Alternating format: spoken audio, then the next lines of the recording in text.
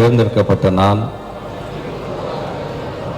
சமத்துவத்தை அறிவியல் பார்வையோடு எல்லா விதமான சூழல்களிலும் குறிக்கோளாக கொண்டு அரசு பள்ளிகளின் முன்னேற்றத்தையும் அரசு பள்ளி மாணவர்களின் முழுமையான வளர்ச்சியையும் என் முதன்மை நோக்கமாக கொண்டு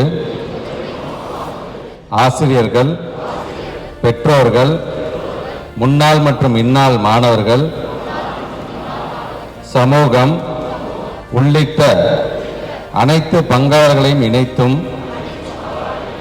அவர்களோடு இணைந்தும் அவர்களின் தேவைகள், கனவுகள் மற்றும் கருத்துக்களுக்கு முழு மதிப்பளித்து பள்ளியின் வளர்ச்சிக்காக ஒருங்கிணைந்து செயல்பட ஊக்குவிப்பேன். அதற்காக நானும் தொடர்ந்து செயல்படுவேன் என்றும் உளமாற உறுதியேற்கிறேன். இது வெறும் கட்டடம் கட்டும் ஒரு இடம் மட்டுமல்ல, அதுக்கு பள்ளி கல்வி என்ன மாதிரி தரத்தை நாம் கொடுக்கிறோம் அப்படிங்கிறத நன்கு உணர்ந்திருக்கக்கூடியது நமது பள்ளிக்கல்வித்துறை அமைச்சர் அவர்கள். அதற்கான ஒரு ஆய்வை மேற்கொண்டு அந்த ஆய்வினுடைய விளைவாக என்னவெல்லாம் நம்மளிடம் குறைபாடுகள் இருக்கின்றன என்பதை நன்கு கண்டறிந்து அதனை செயல் வடிவம் கொடுக்கும் வண்ணம் அன்றாடம் செயல்பட்டுக் கொண்டிருக்கக்கூடிய நமது பள்ளிக்கல்வித்துறை அமைச்சர்களுக்கு நான் நன்கு அறிவேன். ஒரு மனிதன் வாழ்க்கையில முன்னேறணும்னா அதுக்கு நிறைய காரணங்கள். ஒன்று பெற்றோர்கள், ரெண்டாவது பார்த்தீங்கன்னா ஒரு மனிதனை, ஒரு மாணவனை செம்மைப்படுத்துவது அவன் படித்த பள்ளி. அந்த வகையில் என் வாழ்வில் அடித்தளத்தை மிகவும் உறுதியாக அமைத்தது நான் படித்த அரசு பள்ளி என்று கூறுவதில் மிகவும் பெருமைப்படுகின்றேன்.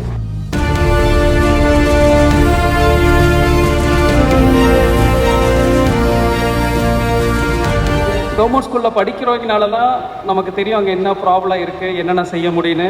கண்டிப்பாக இந்த தூதுவ திட்டம் இது மாதிரி நிறைய முயற்சிகளையும் நிறைய திட்டங்களையும் ஃபியூச்சரில் கொண்டு வர உதவும்னு நினைக்கிறேன். பள்ளிக்கூடங்களில் 100 ஆண்டுகளை கண்ட பள்ளி ஆசிரியர்களுடைய தலைமை ஆசிரியர்கள் வந்திருக்கீங்க. நீங்கள் எல்லாம் தூதுவர்களாக சென்று திரும்ப ஆசிரியர்கள் சொல்லும் பொழுது கனவு ஆசிரியர்களை நாம் உருவாக்குவோம், கனவு பள்ளிக்கூடங்களை உருவாக்குவோம், கனவுலகமாக நம்முடைய கல்விகளை உருவாக்குவோம். அந்த ஒரு இதில் நம்பிக்கையுடன் நம்முடைய குழந்தைகள் போவதற்கான வாய்ப்பை நாம் உருவாக்கினால் கண்டிப்பாக இன்றைக்கு மயில்சாமி அண்ணாதுரை நாராயணன் பேசலாம், நாளைக்கு உங்களில் ஒருவராக உங்களுடைய மாணவர்கள் பேசணும். ஒரே ஒரு ஐஎஸ்ஆர்ஓ நாராயணன், ஒரே ஒரு மயில்சாமி அண்ணாதுரை மட்டும் வந்தா பத்தாது.